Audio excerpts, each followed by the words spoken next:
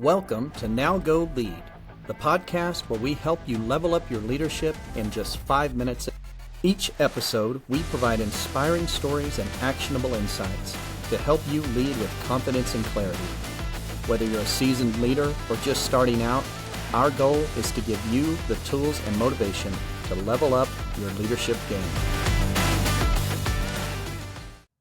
If you read enough of my writing, it will be no surprise that the spiritual world has a daily and profound impact on my thinking. I was sitting at my regular house of worship this past week, and these words came to me on a supernatural wavelength. There's more going on than you realize, always. I had to stop and think about that for a minute. We all live in the same world and breathe the same air, but your reality and mine are very different. Let's say you and I decide to sit across a table and have a conversation. My past and present are all brought to bear upon my current moment of reality.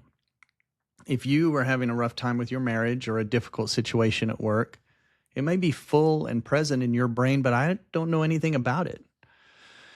There are a million things informing our every word and decision, but we are so often caught up in our own view of the world that we can't make provisions to see the reality of the person across the table. So as a leader, how do we lead well through the self-centered malady common to the human experience? Some things we must hold back, and others we must be willing to share. But the very best leaders will learn the discipline to put themselves firmly in the reality of those who have chosen to follow them.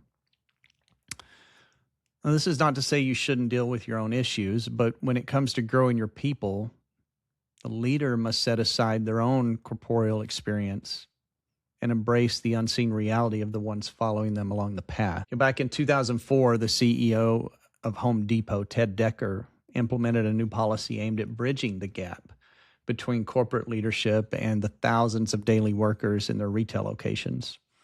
The policy was simple. It mandated that all corporate employees, including senior management and remote workers, would be required to complete at least an 8-hour shift at one of the company's retail stores every quarter. Now, this was hailed as a brilliant decision that ultimately brought the leaders of the company into the everyday reality of the workers in the store. In effect, the leaders were able to experience the otherwise unseen reality of the people in the organization and let it inform their day-to-day leadership. Consider, have I become disconnected with my team or organization? Have I put my own goals and dreams ahead of the unseen reality of the people who have chosen to follow me along the path?